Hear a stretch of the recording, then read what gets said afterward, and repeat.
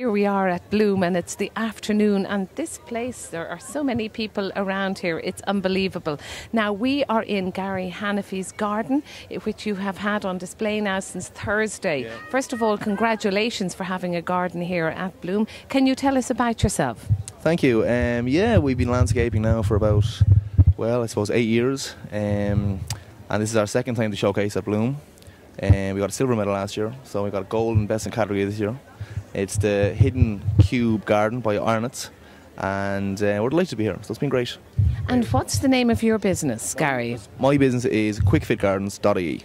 Okay, I'm going to pass you over to Susan here, who's a garden designer herself. She's absolutely enthralled by this garden. I love this garden, yes, because I think it really fits the brief or the name, the Hidden Cube. I mean, I don't know whether Steph can pick up here on.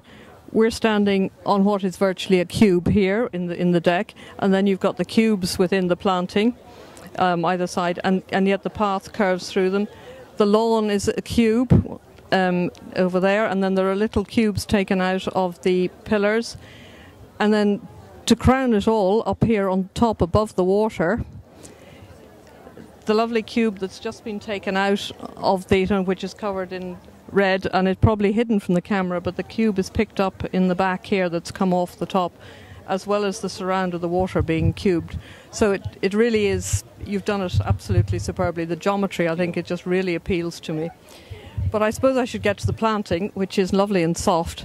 Now, will you take us through the planting, Gary, here, starting with the... Astelia banksii, which is a nice, lush, we could say silvery green grass. Looks lovely in a perennial bed. We have Digitalis Dalmatian alba, it's a white Dalmatian foxglove. Again, in good flower, looks well in a perennial bed.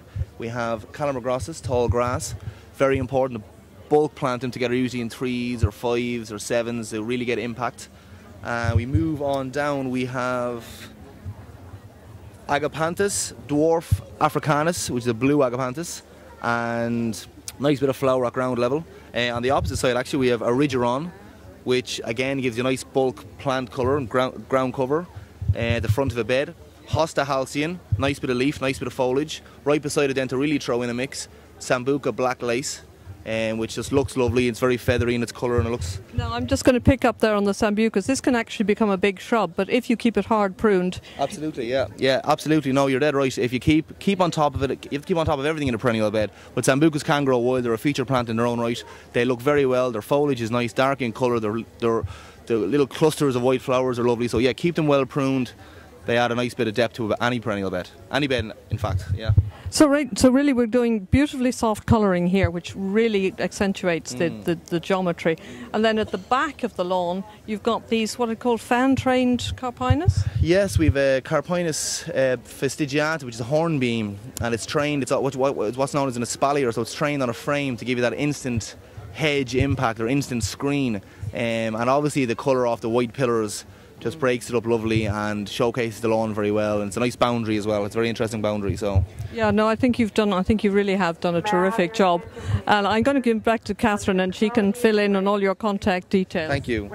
I'd actually just like to go further into this garden. First of all, I'd like to just say the furniture and the flooring here. You've created this lovely outdoor area in the garden where you can have something to eat, even a glass of champagne here, which looks very inviting. Can you just tell us about the flooring here, first of all? Yeah. Well, our flooring and our pagoda is Irish Douglas fir. It would be the equivalent, I suppose, to teak. It's one of our hardest native Irish timbers, sustainable, came from Tullamore. We got them planed, we got them coated in a very good chocolate brown and Providence, which is the white colour. To be honest, they last forever, and so it's no problem outdoor with the wind and the rain or anything. No, they have a built-in natural wood preservative, and so you're coating it. In fact, what you're really doing is you're protecting it from the sun. All hardwoods can get small splintering in it and small cracks, and it's a natural feature. Oak, Spanish chestnut, Douglas fir is the same. Larch, teak. So what we've done is we're keeping the UV protectant on it to keep the sun rays away. Yeah. The furniture behind us here, can you just tell us a little bit about the furniture? Yeah, well, they come from the Conran shop in Arnott's in Dublin, and We've 6 ghost chairs, I believe they're called, and which I suppose, obviously they're transparent, so even though they're there and they're useful, they also make the area look a bit bigger because they don't take up a lot of space, or they don't add a different colour into it, which we didn't want. So it's a nice setting, I suppose. The table, again, for the Conrad shop in Arnott's, and yeah, it's very slick. It's really smart. Can we just bring you in here to this area here? As a person who doesn't know a lot about gardening, I actually really loved this area that you created here as well. Susan, just the planting area here is really lovely. The planting here is beautiful because we've gone from the sort of more colourful end, and we're in this shady, cool area with foxgloves, basically foxgloves, ferns and hostas, all shade-loving plants. Absolutely, that was the whole idea here. And when you were trying to recreate a woodland, you remember that Foxglove digitalis, they pop up out of nowhere in clusters, some singly, some on their own. So we have polystichum ferns here, which is a lovely bed in any kind of woodland area, and our digitalis dalmatian pop up in little clumps everywhere. Our hostas, we have a big daddy hosta in the back that's in flower, and Luzulu grasses and bush grasses also would be known in a woodland area. Our Zanzidicia lily, it's a lovely, calm, cool area. We have our ivy screens on the back to give you a nice, deep, dark, secluded area. So it's very tranquil in here, I think. I love it. I think it's terrific, and there we have our little cube that's dropped down off the top of the wall. Yeah, absolutely. Well, that was the whole point. Initially, we were building the window wall. We took the cube out of it, and we were going to leave it out totally. Then we said we'll make it into a modern art installation, so we put it back in. We weren't too sure where we were going to put it, but we put it in the back, and we thought it suits the fern garden. Oh, I think it's terrific. Gary, anybody who wants to put in a garden like this or wants new ideas for a garden, how can they contact you? Well, you can go on our website, which is quickfitgardens.ie, or drop down to our display. We have a display centre in Glasstool in Glenageary, County Dublin, and we use it for appointments, and anyone's welcome to come down. We have all our material there, all stone, our timber, our lights, our planting, and come in, nice setting, cup of coffee, we go through the design.